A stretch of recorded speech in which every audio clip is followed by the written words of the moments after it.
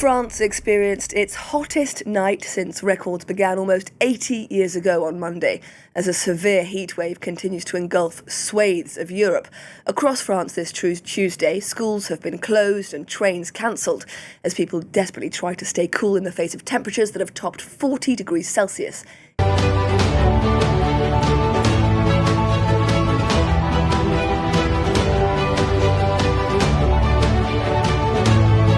ዓለም ከመካከለኛው ምስራቅ ውጥረትና የኃይል ቀውስ በኋላ ወደ ሌላ የኃይል ቀውስ ዜና እየተሸጋገረች ትመስላለች። ሰላም ጤና ይስጥልን ክቡራትና ክቡራን የኢትዮ ቁም ነገር ቻናል ቤተሰቦች፣ ዓለም አቀፍ የአየር ንብረት ለውጥ አስከፊ ደረጃ ላይ መድረሱን የሚያሳይ አንድ አስደንጋጭ ክስተት በአውሮፓ ምድር ተከስቷል። ምናልባት በአውሮፓ ከፍተኛ የሙቀት ማዕበል ሲከሰትና የሙቀት መጠኑ ከ40 ዲግሪ ሴልሺየስ በላይ ሲያልፍ ሰዎች የሚያስቡት ብቸኛው ነገር የቤት ውስጥ ማቀዝቀዣዎችን ወይም ደግሞ ኤር ኮንዲሽነሮችን በከፍተኛ ሁኔታ ማሰራት ነው። ይህ ደግሞ የኤሌክትሪክ ፍጆታን በከፍተኛ ደረጃ እንደሚጨምር ግልጽ ነው። ነገር ግን እዚህ ጋር ነው ትልቁና ያልተጠበቀው ተቃርኖ የሚመጣው። በሚሊዮን የሚቆጠሩ ሰዎች ቤታቸውን ለማቀዝቀዝ የኤሌክትሪክ ኃይል በከፍተኛ ሁኔታ በሚፈልጉበት በዚህ ቅጽበት ለአህጉሪቱ አስተማማኝና ግዙፍ የኃይል ምንጭ የሆኑት የኒውክሌር ጣቢያዎች በሙቀት ምክንያት ሙሉ በሙሉ እየተዘጉ ወይም ደግሞ የምርት አቅማቸውን እየቀነሱ መሆኑ ተዘግቧል። ይህ የፈጠራ ወሬ ወይም ግምት አይደለም። የፈረንሳይ ግዙፉ የኃይል አከፋፋይ ኩባንያ ኢዲኤፍ በደቡብ ምዕራብ ፈረንሳይ የሚገኘውን የጎልፌሽ የኒውክሌር ኃይል ማመንጫ ጣቢያን አስቸኳይ ትዕዛዝ በመስጠት ሙሉ በሙሉ ዘግቶታል። ከዚህም በተጨማሪ በሮንና በጋሮን ወንዞች ዳርቻ ላይ የሚገኙ እንደ ቡጌይና ሴንት አልባን ያሉ ሌሎች ግዙፍ የኒውክሌር ጣቢያዎች ላይ የምርት ቅነሳ ተደርጓል። ይህ ክስተት በአውሮፓ የኃይል ገበያ ላይ ከፍተኛ ድንጋጤ የፈጠረ ሲሆን በ1 ሜጋዋት ሰዓት የኤሌክትሪክ ዋጋ ላይ ከፍተኛ ጭማሪ አስከትሏል። ነገሩ ይበልጥ ግራ የሚያጋባ የሚሆነው እዚህ ጋር ነው። የኒውክሌር ኃይል ማመንጫዎች የተገነቡት እጅግ በጣም ከፍተኛ የሆነ የሙቀት መጠንን መቋቋም በሚችሉ ቁሶችና የቴክኖሎጂ ጥበብ ነው። ታዲያ እንዴት የአካባቢ አየር ሙቀት መጨመር ብቻውን እነዚህን የሳይንስ መደምደሚያ የሆኑ ግዙፍ የኃይል ማመንጫዎችን እንዲንበረከኩና እንዲዘጉ ሊያደርግ አንዳንዴም መላው አውሮፓን ለጨለማ ሊጋለጥ ይችላል? የዚህ ምስጢር መልስ የሚገኘው ከላይ ከጠቀስናቸውና በአውሮፓ ውስጥ ከሚፈሱት ታላላቅ ወንዞች በስተጀርባ ነው። ብዙዎቻችን የኒውክሌር ጣቢያዎች ሲባሉ በአእምሯችን የሚመጣው የኒውክሌር ቅንጣቶችና የኒውክሌር መሰነጣጠቅ ሂደት ብቻ ሊሆን ይችላል። ነገር ግን እውነታው የኒውክሌር ኃይል ማመንጫዎች በመሰረቱ ግዙፍ የውሃ ማንቆርቆሪያዎች ናቸው። የዩራኒየም መሰነጣጠቅ የሚያመነጨው ከፍተኛ ሙቀት ውሃን ወደ ትነት በመቀየር ግዙፍ ቱርባይኖችን ያሽከረክራል። ያ የተፈጠረው ትነት ደግሞ ኤሌክትሪክ ያመነጫል። ነገር ግን ያ ከፍተኛ የሙቀት ትነት ተርባይኑን ካሽከረከረ በኋላ በድጋሚ ጥቅም ላይ እንዲውል በአስቸኳይ ወደ ፈሳሽ ውሃነት መቀየር ወይም መቀዝቀዝ አለበት። ፈሳሽ ነገሮች ደግሞ ሙቀትን ከጋዝ በተሻለ ፍጥነት የመምጠት አቅም አላቸው። ይህንን ትነት ለማቀዝቀዝ ጣቢያዎቹ በየሰከንዱ በሚሊዮን የሚቆጠሩ ሊትር ቀዝቃዛ ውሃ ከወንዞች ይስባሉ። የኒውክሌር ጣቢያዎች ይህንን የትነት ማቀዝቀዣ ሂደት ካከናወኑ በኋላ የሳቡትን የወንዝ ውሃ መልሰው ወደ ነበረበት ወንዝ ይቀላቅላሉ። ነገር ግን ውሃው ወደ ወንዙ ሲመለስ ከፍተኛ ሙቀት ይዞ ነው። እዚህ ጋር ነው እንግዲህ አውሮፓውያን ራሳቸው የፈጠሩትና አሁን የገቡበት ስነ ምድራዊ ወጥመድ የሚጀምረው። የአውሮፓ መንግስታት የወንዞችን ደህንነትና በውስጣቸው የሚኖሩትን ዓሳዎች እንዲሁም የውሃ ውስጥ እጽዋትን ለመጠበቅ እጅግ ጥብቅ የሆኑ የአካባቢ ጥበቃ ሕጎችን አውጥተዋል። ከእነዚህ ሕጎች መካከል አንዱ የኒውክሌር ጣቢያዎች ወደ ወንዞች የሚመልሱት ውሃ የሙቀት መጠን ከተወሰነ ዲግሪ በላይ መሆን የለበትም የሚል ነው።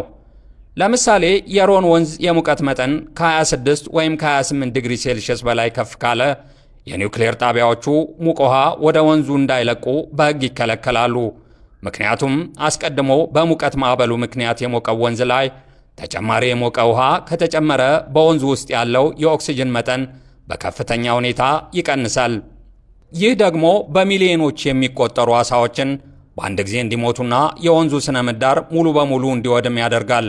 ስለዚህ የኒውክሌር ጣቢያዎች ምርታቸውን እንዲቀንሱ ወይም ሙሉ በሙሉ እንዲዘጉ የሚገደዱት በቴክኖሎጂ ብልሽት ሳይሆን ለአካባቢ ጥበቃ በተቀመጡ የሕገ ደንቦች ምክንያት ነው። ነገር ግን ነገሩ በዚህ ብቻ አያበቃም። ከፍተኛው የአካባቢ አየር ሙቀት ራሳቸውን የወንዞችን የውሃ መጠን በከፍተኛ ሁኔታ እንዲቀንስ ያደርገዋል። ወንዞቹ በሚደርቁበት ጊዜ ደግሞ የውሃ ፍሰት ይገታል። ፍሰቱ ሲገታ ደግሞ ውሃው ይበልጥ በፍጥነት ይሞቃል።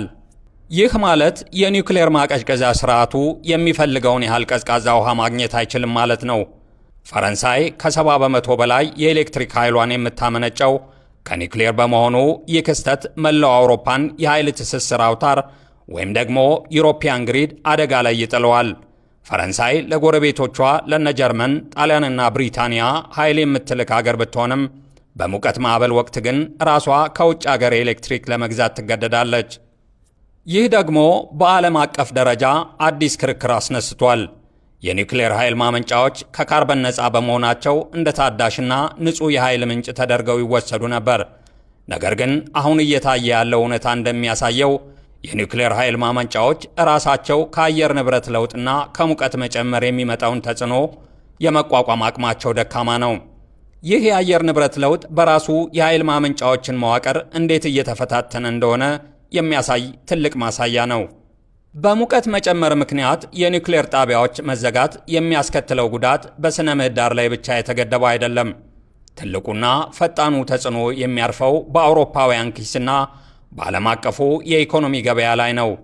የኒውክሌር ጣቢያዎች ምርታቸውን ሲቀንሱ የተፈጠረውን የኃይል እጥረት ለመሙላት አገራቱ ከፍተኛ ወጪ የሚጠይቁና ለአካባቢ ጥበቃ ተስማሚ ያልሆኑትን የጋዝና የድንጋይ ከሰል የኃይል ማመንጫዎችን በከፍተኛ ሁኔታ ለማሰራት ይገደዳሉ።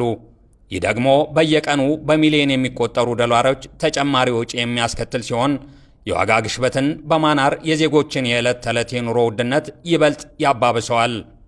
ታዲያ ለአውሮፓውያን የኃይል ዋስትና ምን መፍትሄ አለ ለሚለው ጥያቄ ባለሙያዎች ሲያብራሩ በአሁኑ ወቅት የፈረንሳይና የሌሎች የአውሮፓ ሀገራት መሐንዲሶች የኒውክሌር ጣቢያዎችን መዋቅር ከአየር ንብረት ለውጥ ጋር ለማስማማት አዳዲስ የምህንድስና ጥበቦችን በመንደፍ ላይ ናቸው። ከእነዚህም መካከል የደረቅ ማቀዝቀዣ ወይም ድራይ ኩሊንግ ቴክኖሎጂዎችን መጠቀም አንዱ ሲሆን ይህ ስርዓት የኒውክሌር ትነቱን ለማቀዝቀዝ ከወንዝ ውሃ ይልቅ የአካባቢ አየር ንፋስን በቀጥታ የሚጠቀም ነው። ነገር ግን ይህ ቴክኖሎጂ በቢሊዮን ዶላሮች የሚጠይቅና ዓመታትን የሚወስድ በመሆኑ ለአሁኑ አስከፊ የሙቀት ማዕበል ፈጣን ምላሽ መሆን አይችልም። በመጨረሻም ይህ ክስተት ለአውሮፓ ብቻ ሳይሆን መላው ዓለም የኃይል መሠረተ ልማቶቹን በምን መልኩ መገንባት እንዳለበት ትልቅ የማስጠንቀቂያ ደወል ነው። የአየር ንብረት ለውጥ የሙቀት መጠኑን ብቻ ሳይሆን እኛ የምንተማመንባቸውን ታላላቅ የቴክኖሎጂ ውጤቶች ጭምር እንዴት በቀላሉ ከጥቅም ውጭ ሊያደርጋቸው እንደሚችል ያሳየ ድንቅ ማሳያ ነው። ክቡራትና ክቡራን የኢትዮ ቁም ነገር ቤተሰቦች ቪዲዮውን ከመጨረሳችሁ በፊት የእናንተን አስተያየት መስማት እንፈልጋለን። የኒውክሌር ኃይል ማመንጫዎች ከአየር ንብረት ለውጥ ጋር ተያይዞ እንደዚህ አይነት ተጋላጭነት ካለባቸው የወደፊቱ የዓለማችን አስተማማኝ የኃይል ምንጭ ምን መሆን አለበት ትላላችሁ?